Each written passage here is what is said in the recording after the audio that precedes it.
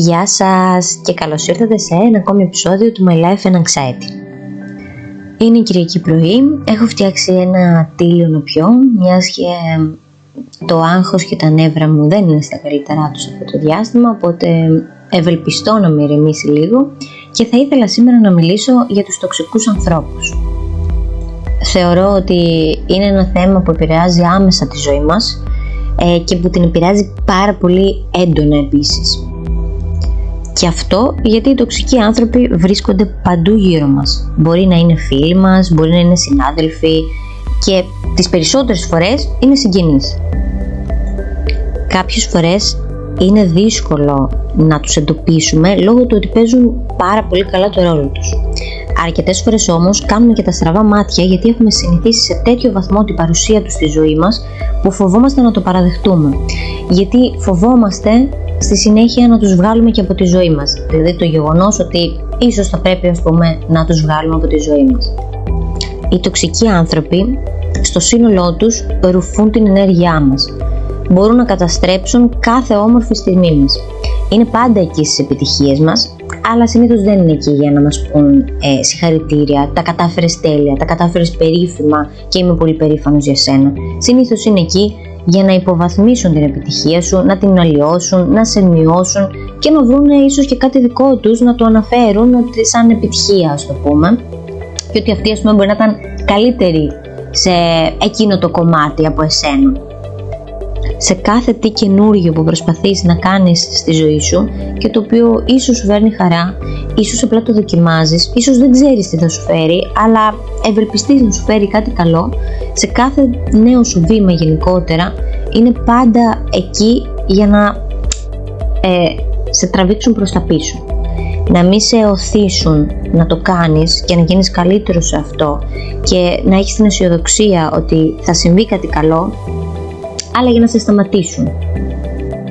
Πολλές φορές αυτό μπορεί να συμβαίνει είτε επειδή οι ίδιοι θα ήθελαν να το κάνουν, αλλά δεν έχουν την όρεξη, τη διάθεση, την ενέργεια να το κάνουν και είναι πολύ καλύτερο εφόσον οι ίδιοι είναι σε μια στασιμότητα, σε μια αδράνεια, ας το πούμε, να είναι και κάποιος άλλος μαζί τους. Το πιο σημαντικό βήμα όταν έχουμε τέτοιους ανθρώπους στη ζωή μας, ανθρώπους που πραγματικά μας στεναχωρούν, μας πληγώνουν και κάνουν πράγματα τα οποία προσπαθούμε να κάνουμε πως δεν τα βλέπουμε, είναι το να τους εντοπίσουμε. Εάν καταφέρουμε τελικά να τους εντοπίσουμε και κάνουμε αυτό το πρώτο βήμα, θα αρχίσουμε να βλέπουμε και πιο καθαρά πλέον τις πράξεις τους.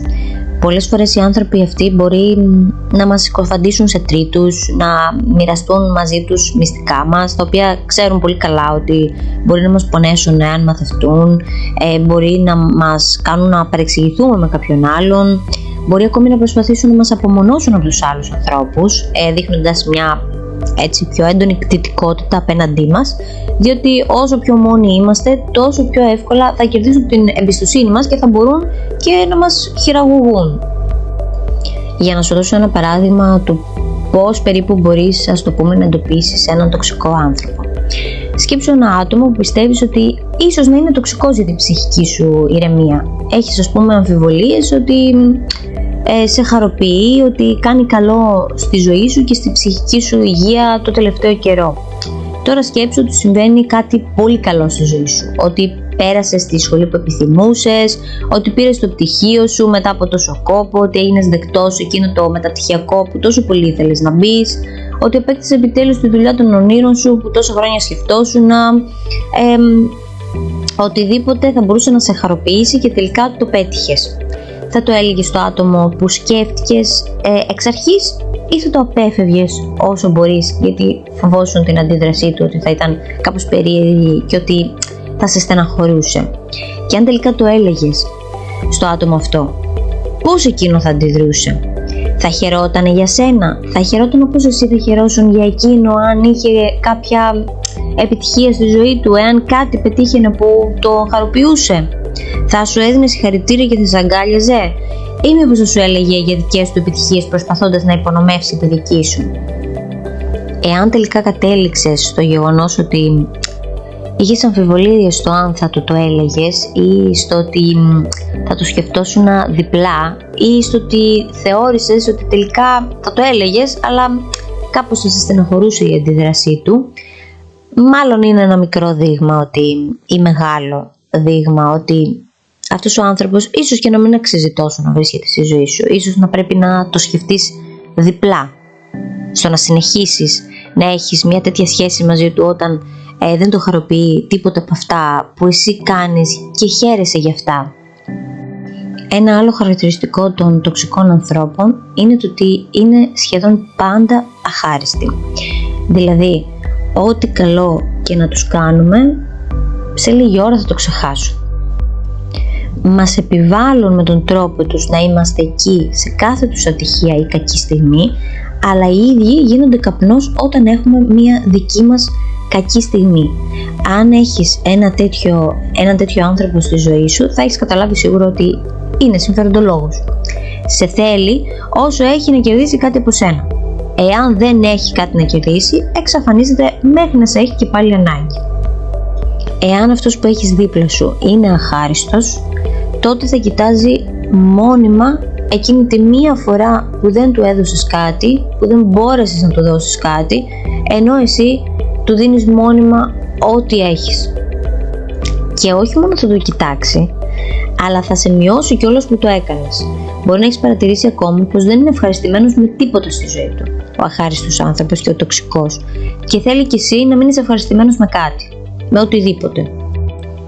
Το πιο σημαντικό βήμα από όλα είναι το να φτάσεις τελικά στο σημείο να αρχίσεις να καταλαβαίνεις ποιοι άνθρωποι κάνουν κακό στην υγεία σου, στην καθημερινότητά σου, στη ζωή σου, στα κίνητρά σου και σε όλα αυτά που σκέφτεσαι για το μέλλον σου. Εάν φτάσεις στο σημείο να τους εντοπίσεις και καταλάβεις ότι σου κάνουν τόσο μεγάλο κακό, θα πρέπει να αρχίσεις να κάνεις βήματα προς την απομάκρυνσή τους. Και σε αυτό το σημείο, ένα από τα συχνότερα εμπόδια στο να απομακρύνουμε από τη ζωή μας ανθρώπους που κάνουν κακό στην εσωτερική μας γαλήνη και την ηρεμία είναι η ενοχικότητα. Αισθανόμαστε ότι δεν υπάρχει κάποιος προφανής λόγος, όπως π.χ. ένας μεγάλος τσακωμός ή ένας μικρός τσακωμός, που θα μας σωθούσε στο να τους βγάλουμε από τη ζωή μας μια και καλή.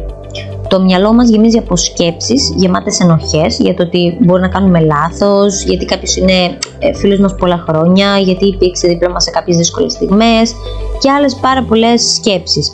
Δεν υπάρχει κανένας λόγος να διατηρούμε στη ζωή μας ανθρώπους που μας δημιουργούν άγχος, μας δημιουργούν ένταση στην καθημερινότητά μας δημιουργούν εκνευρισμό, στεναχώρια και μας πληγώνουν ξανά και ξανά. Δεν υπάρχει λόγος να αισθανόμαστε ένοχοι για τίποτα. Υπάρχουν στιγμές που οι τοξικοί άνθρωποι θα προσπαθήσουν να πατήσουν πάνω στην ενοχικότητά σου, ώστε να πετύχουν αυτό που θέλουν, δηλαδή το να σε πληγώσουν, και ίσως να προσπαθήσουν να σε αποτρέψουν από το ότι ξύπνησες, από το να φύγεις. Πολύ πιθανό να προσπαθήσουν να σε αποτρέψουν από αυτήν σου την απόφαση, χτυπώντας σου στα μούτρα με αγενή τρόπο τις φορές που εκείνοι στάθηκαν δίπλα σου. Θα προσπαθήσουν να σε κάνουν να αισθάνεσαι ότι τους χρωστάς και ότι είσαι αχάριστος που τους παρατάς. Ή υπάρχει η πιθανότητα να μην αντιδράσουν καθόλου, να θεωρήσουν ότι δεν αξίζει καν το κόπο να προσπαθήσουν και να συνεχίσουν για να βρούνε το επόμενό τους εντός εισαγωγικών θύμου. Προσωπικά, όταν αποφάσισα να κάνω ένα τέτοιο ξεκαθάρισμα στη ζωή μου από ανθρώπους τοξικούς, δεν το μετάνιωσα ποτέ. Δεν μου έλειψαν ποτέ και αντιθέτως αισθάνθηκα μια μικρή απελευθέρωση, ένα βάρος πολλών ετών να φεύγει από την πλάτη μου. Και όλα αυτά ενώ είμαι ένας πολύ ενοχικός άνθρωπος και σκέφτομαι λίγο παραπάνω από ό,τι θα έπρεπε τα πράγματα στη ζωή μου. Παρ' όλα αυτά ένιωσα μόνο χαρά και όχι αμφιβολία όταν τους έβγαλα από τη ζωή μου. Στη δική μου περίπτωση βέβαια ήταν και κατά κάποιο τρόπο λίγο πιο εύκολο, γιατί αντέδρασα με το δεύτερο τρόπο, δηλαδή δεν αντέδρασαν. Και έτσι δεν έγινε κάποιος ούτε τσακωμός, ούτε χρειάστηκε να δώσω εξηγήσεις που έφυγα. Είχαν καταλάβει γιατί έφυγα και ήμασταν όλοι εντάξει, ας το πούμε, με αυτό. Το σημαντικό όταν κάνεις τέτοιες προσπάθειες είναι να θυμάσαι πάντα πως η ψυχική σου υγεία είναι σημαντικότερη από όλα. Και σχολιάζοντας αυτό το ζήτημα των τοξικών ανθρώπων, επιβεβαίωσα άλλη μια φορά ότι οι τοξικοί άνθρωποι συνήθως είναι πραγματικά οι πιο κοντινοί μας, δηλαδή είναι φίλοι και συγγενείς στο μεγαλύτερο βαθμό. Και αυτό το επιβεβαίωσα από ένα post που είχα κάνει στο Instagram, που έλεγε ότι πολλές φορές οι πιο τοξικοί άνθρωποι είναι μεταφιασμένοι ως φίλοι οικογένεια.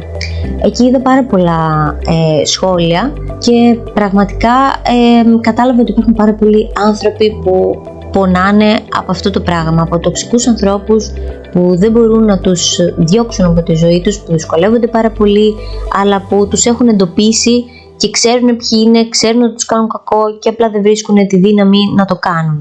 Και ένα πράγμα που κατάλαβα από 1-2 σχόλια, αλλά και από κοντινούς μου ανθρώπους που τα έχουν περάσει, είναι το πόσο πονάει η φράση που λέει ότι το αίμα νερό δεν γίνεται. Και αυτό γιατί πάρα πολλές φορές είναι τόσο κοντινοί μας άνθρωποι, δηλαδή μπορεί να είναι οι γονείς μας, μπορεί να είναι τα αδέρφια μας, μπορεί να είναι εξαδέρφια, μπορεί να είναι συγγενείς, μπορεί να είναι η κολλητή μας, ο κολλητός μας, μπορεί να είναι ο άντρας μας, η γυναίκα μας. Είναι τόσο κοντινοί μας άνθρωποι που πραγματικά τρομάζουμε και τρέμουμε στο γεγονός ότι ξέρεις τι, θα πρέπει να τον διώξω αυτόν από τη ζωή μου, ότι μου κάνει κακό. Και πραγματικά καταλαβαίνω ότι αυτή η φράση πονάει πάρα πολύ κόσμο, δηλαδή το ότι το αίμα νερό δεν γίνεται, και γι' αυτό το λόγο κάθονται και ανέχονται ξανά και ξανά άσχημες συμπεριφορές, κακές συμπεριφορές που τους πληγώνουν ίσως και σε καθημερινή βάση. Νομίζω δηλαδή ότι αυτή η φράση έχει εντός εισαγωγικών εχμαλωτήσει πολύ κόσμο σε πολύ άσχημες καταστάσεις που τους διαλύουν την ψυχολογία μόνο και μόνο επειδή κάποιος έτυχε να είναι συγγενής τους, γιατί τους συγγενείς μας δεν τους διαλέγουμε. Τους φίλους όμως τουλάχιστον τους διαλέγουμε. Εκεί σίγουρα μπορούμε να κάνουμε μια πολύ καλύτερη δουλειά από τους συγγενείς μας. Εάν όμως κάποιος σε πληγώνει και σου καταστρέφει την ηρεμία σου, τη γαλήνη σου, σου καταστρέφει την ψυχική σου υγεία, αναρωτιέμαι γιατί θα έπρεπε να τον ανεχτείς. Επειδή έτυχε να είναι συγγενής σου? Εφόσον τους συγγενείς δεν τους επιλέγουμε κιόλας, γιατί θα έπρεπε να τον έχεις στη ζωή σου και να συνεχίζει να σε πληγώνει μόνο και μόνο επειδή ας πούμε έτυχε να είστε συγγενείς? Προφανώς όταν είναι τόσο κοντινοί μας άνθρωποι θα δώσουμε και 1 και 2 και 3 και 5 και 10 και όσες ευκαιρίες μπορεί κάποιος να δώσει, να ανεχτεί, όσες αντέχει ακόμη.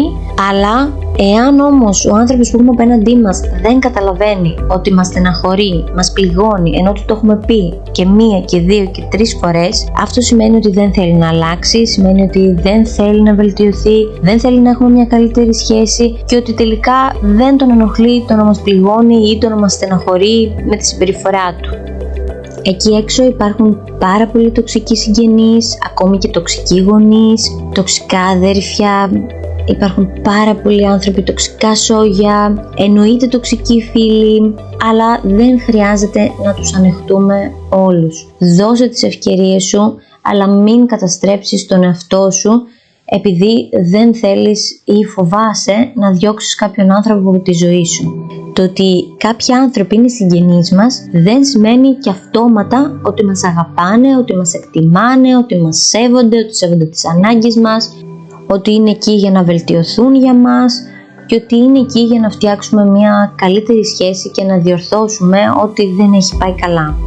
Υπάρχουν δηλαδή πάντα και οι περιπτώσεις που ναι, οι συγγενείς δεν θα είναι καλοί, δεν θα μας φέρονται καλά, θα μας στεναχωρούν, θα μας πληγώνουν και αυτό θα γίνεται συνέχεια και συνέχεια μέχρι να θέσουμε τα όρια μας και να τους σταματήσουμε.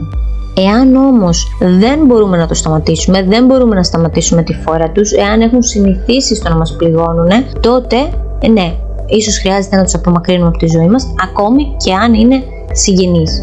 Μία πάρα πολύ ωραία φράση που είχα πετύχει σε ένα βιβλίο έλεγε ότι «Σ' αγαπάω, είσαι παιδί μου, θα σ' αγαπάω για πάντα, αλλά ποτέ δεν θα μου ανήκεις». Και πραγματικά νομίζω πως αυτή η φράση τα λέει όλα.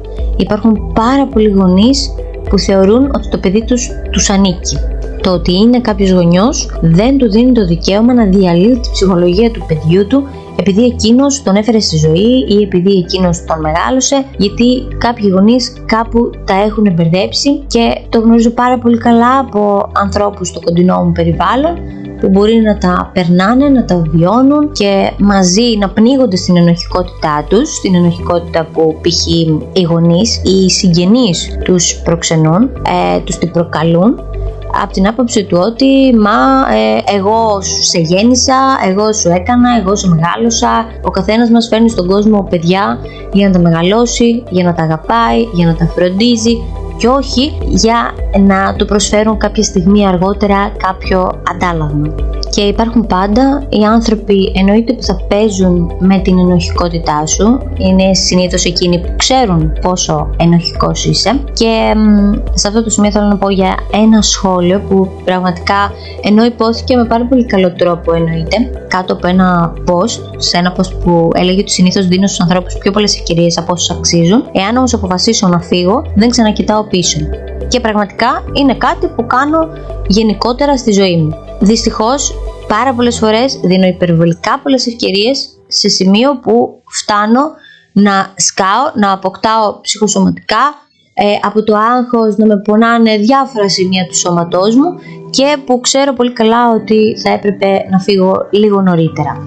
Αυτό το σχόλιο τέλος πάντων έλεγε ότι καλύτερα θα ήταν να ταπεινώσεις εσύ τον εαυτό σου και τον εγωισμό σου και να καταλάβεις επίσης ότι οι υπόλοιποι γύρω σου, αυτοί δηλαδή που νομίζεις ότι σε πληγώνουν, δηλαδή στην ουσία δεν σε πληγώνουν, αλλά είναι ο καθρέφτης σου, ότι και καλά μάλλον ότι εσύ φέρεσαι περίεργα ή άσχημα ή εγωιστικά απέναντί τους και γι' αυτό σου φέρονται εσένα έτσι, και καλύτερο θα είναι να ξεκινήσεις να γίνεσαι όριμος πνευματικά και όχι να διώχνεις ανθρώπους από τη ζωή σου.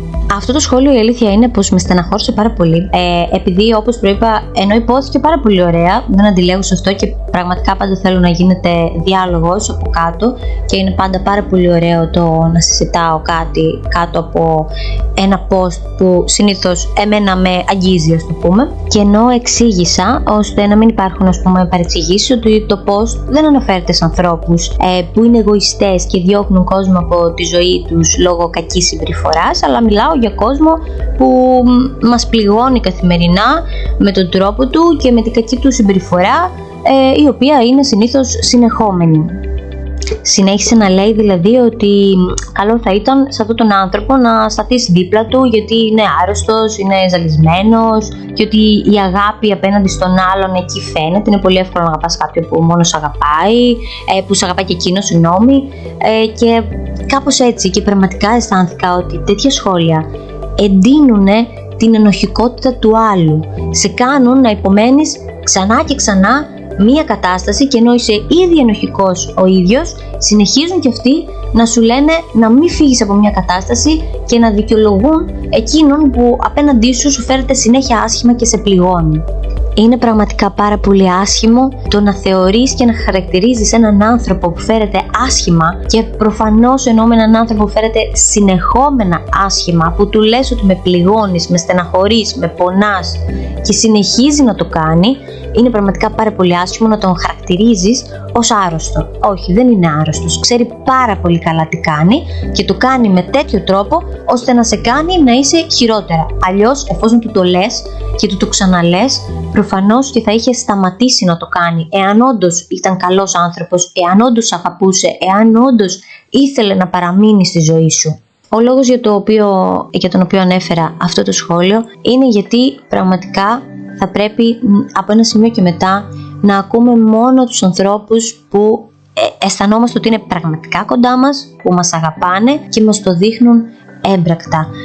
Δηλαδή, εάν αισθάνεσαι πάρα πολύ άσχημα, έχεις αποφασίσει να φύγεις από μια κατάσταση και σε σταματάνε άνθρωποι που σου λένε, ας πούμε, πράγματα και εντείνουν την ενοχικότητά σου, που σου λένε, ξέρεις τι μωρέ, δεν θα είναι καλά τώρα, γι' αυτό ξέρω εγώ σου φέρθηκε έτσι, και εκείνη τη φορά και εκείνη και τα 10 χρόνια, ας πούμε, που σου φέρθηκε έτσι, δεν ήταν καλά, ρε παιδί μου, μπορείς να τον αντιμετωπίσεις, ας πούμε, σαν έναν άρρωστο και να κάθεσαι εσύ μέχρι να αρρωστήσεις ο ίδιος και να πάθεις οτιδήποτε και να διαλύεις καθημερινά την ψυχική σου υγεία, μέχρι, ας πούμε, να γίνει καλά αυτός ο άνθρωπος, που πίστεψέ με, δεν θα γίνει ποτέ. Εάν το έχεις πει και το έχεις ξαναπεί και έχει μαλλιάσει η γλώσσα σου, προφανώς δεν θα γίνει ποτέ καλύτερος άνθρωπος. Δεν θα αλλάξει και δεν θα σταματήσει να σε πληγώνει. Γι' αυτό καλό θα ήταν να σταματήσεις και εσύ να πληγώνεις τον εαυτό σου και να απομακρυνθείς από τέτοιους ανθρώπους. Γενικότερα είμαι της άποψης ότι θα πρέπει να δίνουμε πράγματα στον άλλον. Δεν χρειάζεται να είμαστε από την αρχή καχύποπτοι μαζί του, παρά το γεγονός ότι σαν άνθρωπος είμαι καχύποπτη, αλλά στη συνέχεια δίνομαι και μετά κάπου το χάνω στο δώσιμο, δηλαδή δεν το μαζεύω κιόλας μετά. Καλό είναι επίσης να δίνουμε ευκαιρίες όταν ο άλλος κάνει λάθη. Μπορούμε να δώσουμε και 1 και 2, και όσες εμείς αντέχουμε και θεωρούμε ότι μπορούμε να συνεχίσουμε και ότι δεν μας επηρεάζει μέχρι αυτό το σημείο. Εννοείται επίσης ότι θα πρέπει να λέμε αυτά που μας ενοχλούν, αυτά που μας στεναχωρούν, να τα συζητάμε με τον άλλον, γιατί μπορεί μια κατάσταση να είναι και λίγο παρεξηγημένη, δηλαδή να μην έχει καταλάβει ο άλλος, σε σπάνιες βέβαια περιπτώσεις, αλλά να μην έχει καταλάβει ο άλλος ότι μου κάνεις κακό, ότι με στεναχωρεί η συμπεριφορά σου, ότι η συμπεριφορά σου μου φαίνεται κακή απέναντί μου. Του δίνεις δηλαδή την ευκαιρία να εξηγηθεί, να διορθώσει τη συμπεριφορά του, να τη φτιάξει, να τη βελτιώσει, να δουλέψει για τη σχέση που έχετε μεταξύ σας, οποιαδήποτε και αν είναι αυτή, και να βρείτε ένα κοινό δρόμο, στον οποίο θα είστε χαρούμενοι και οι δύο. Και κάπου εδώ νομίζω πως θα κλείσω αυτό το podcast. Ευελπιστώ να έχεις μια ήρεμη ημέρα, μια ήρεμη ζωή, να πάρεις αποφάσεις που θα κάνουν τη ζωή σου ευκολότερη, που θα την κάνουν καλύτερη και καλύτερη για εσένα και για τους γύρω σου, αλλά κυρίως για την ψυχική σου υγεία και την ψυχική σου ηρεμία.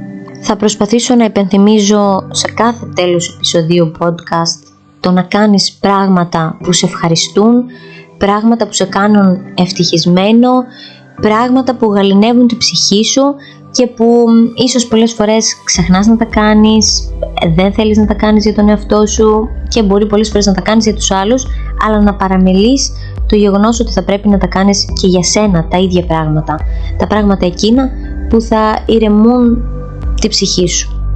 Τα λέμε στο επόμενο επεισόδιο του podcast.